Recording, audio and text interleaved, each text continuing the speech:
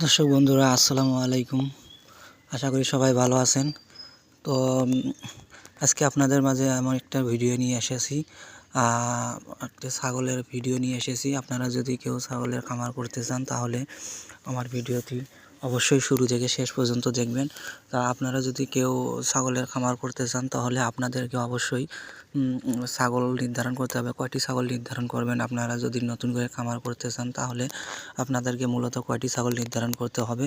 এটি আপনি ইচ্ছে করলে আপনি 10টি দিয়েও শুরু করতে পারেন, 5টি দিয়েও শুরু করতে পারেন, আবার মূলত 25টি বা 20টি ছাগল দিয়েও শুরু করতে পারেন। তো আপনারা যদি কেউ ছাগলের খামার করতে চান তাহলে আপনাদের মূলত 10টি ছাগল দিয়ে শুরু করতে গেলে মিনিমাম আপনাদেরকে 50-60 হাজার টাকা ইনভেস্ট করে ছাগলের খামার শুরু করতে হবে। তো আপনারা যে আরও 20টি ছাগল দিয়ে খামার শুরু করতে চান তাহলে আপনাদেরকে মিনিমাম 1 লাখ টাকার ইনভেস্ট করে ছাগলের খামার করতে হবে।